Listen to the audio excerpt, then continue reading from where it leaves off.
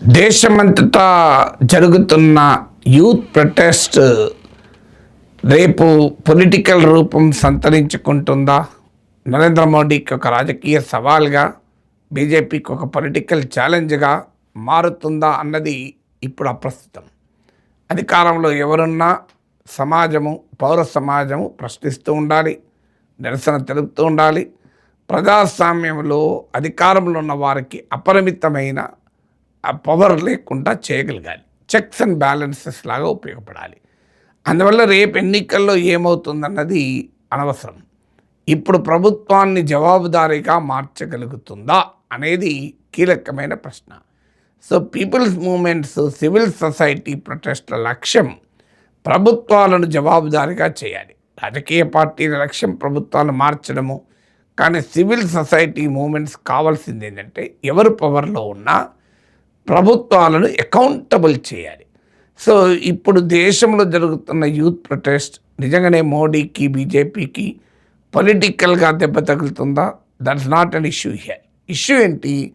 ప్రభుత్వానికి ఒక checks and బ్యాలెన్సెస్గా ఈ ప్రొటెస్ట్ ఉపయోగపడుతున్నాయా అని క్వశ్చన్ వేసుకుంటే ఖచ్చితంగా ఉపయోగపడుతున్నాయి అనేది స్పష్టంగా అర్థమవుతుంది.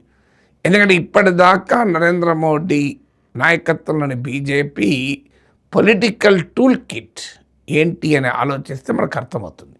మొదటిది manipulating the minds of the people. అంటే ప్రజల ఆలోచనల్ని నిరంతరం పొలిటికల్ నరేటివ్స్తో తన నియంత్రణలో పెట్టుకోవడం. అది దేశభక్తి కావచ్చు, అది మతపరమైన అంశాలకు కావచ్చు, అది మీకు గవర్నెన్స్ గురించి చెప్పిన విషయాలకు కావచ్చు, ఇలా పార్టీ విత్ డిఫరెన్స్ అని అనడం కావచ్చు, ఇలా ఎప్పటికప్పటికి స్ట్రాంగ్ మ్యాన్ లీడర్షిప్ అనొచ్చు. ఇలా నిరంతరం పొలిటికల్ నరేటివ్స్తో ప్రజల మైండ్స్ను ఎఫెక్టివ్గా మ్యానిపులేట్ చేయగలగడం. ఏ సమయంలో ఏ అంశము చెప్పితే ప్రజలు తమ కంట్రోల్లో ఉంటారు. డిమానిటైజేషన్ లాంటి ఎకనామికల్లీ డిజాస్టరస్ పాలసీ, ఆర్థికంగా ఒక వినాశకర విధానం ఇప్పటికీ కోలుకోలేదు. ₹1 అంటే ₹1 బ్లాక్ మనీ బయటకు రాలే. మీరు ఇంతవరకు ప్రభుత్వం ఎక్కడైనా చెప్పిందా? డిమానిటైజేషన్ ద్వారా ఈ 10 కోట్ల బ్లాక్ మనీ మేము పట్టుకున్నామని ఇంతవరకు చెప్పలే. 3 లక్షల కోట్లు పట్టుకుంటామని సుప్రీంకోర్టుకు అఫిడవిట్ ఇచ్చారు. కానీ 3,000 కోట్లు కూడా చూపలేకపోయారు. అయినా ప్రజల్లో డిమానిటైజేషన్ పట్ల వ్యతిరేకత రాకుండా ఇది రిచ్ దెబ్బ కొట్టి పూర్ను బెనిఫిట్ చేసే రాబిన్హుడ్ ఎకనామిక్స్గా బీజేపీ ప్రజెంట్ చేయగలిగింది. సో ఇలా నిరంతరం manipulating the minds of the people, ఇది మోడీ టూల్ కిట్లో మొదటిది. రెండవది, ఈ మ్యానిపులేషన్లో కీలకమైంది డిజిటల్ కండిషనింగ్. మ్యానిపులేషన్ చేయడానికి, మైండ్స్ మ్యానిపులేట్ చేయాలంటే డిజిటల్ కండిషనింగ్ చేయగలగాలి. అంటే ప్రజల్ని సోషల్ మీడియా ద్వారా బలమైనటువంటి ఒక దాడిని, తన ప్రత్యర్థులపై దాడి, తన ప్రశ్నించే వారిపైన దాడి, తనకు అనుకూలమైన నరేటివ్ను బ్రహ్మాండంగా సోషల్ మీడియా ద్వారా చెప్పడం.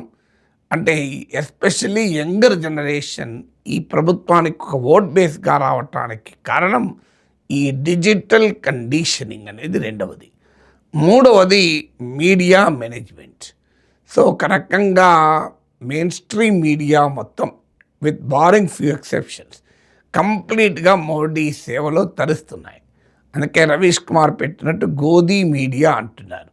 ఈవెన్ కాక్రోచ్ జనతా పార్టీ ఏర్పడిన రోజు డిమాండ్లలో కూడా గోదీ మీడియాను అకౌంటబుల్ చేయాలి అని. మీరు రాత్రి 8 అయితే మీకు 7, 8, 9 ఆ ప్రాంతంలో చూడండి. ఏ నేషనల్ ఛానల్ అయినా చూడండి, ఏ హిందీ ఛానల్ అయినా చూడండి, బీజేపీ అధికార ప్రతినిధులను మించి యాంకర్లు మాట్లాడుతూనే ఉంటారు. అర్నబ్ గోస్వామి, రాహుల్ శివశంకర్, నవికా కుమార్, ప్రణేష్, ఇలా ఒక్కరు కాదు, ఇద్దరు కాదు, మీకు హిందీ ఛానల్ కూడా అంతే. అసలు వాళ్ళు మాట్లాడుతుంటే వీళ్ళు యాంకర్సా, బీజేపీ స్పోక్స్ పర్సన్స్ అర్థం కాదు. బీజేపీ స్పోక్స్ పర్సన్స్ కూడా ఆ లెవెల్లో మాట్లాడారు. సో దీన్ని మ్యానుఫ్యాక్చరింగ్ కన్సెంట్ అంటారు నామ్ చామ్స్కీ భాషలో చెప్పాలంటే. సో ఇది మూడవది. నాలుగవది డీలెజిటిమైజింగ్ అపోజిషన్. అపోజిషన్ను ఒక ఒక రకంగా నెగటివ్గా చూపెట్టడంలో సక్సెస్ కావడం. దీనికి అపోజిషన్ స్వయంకృత అపరాధాలు, సెల్ఫ్ గోల్స్ కూడా ఉన్నాయి.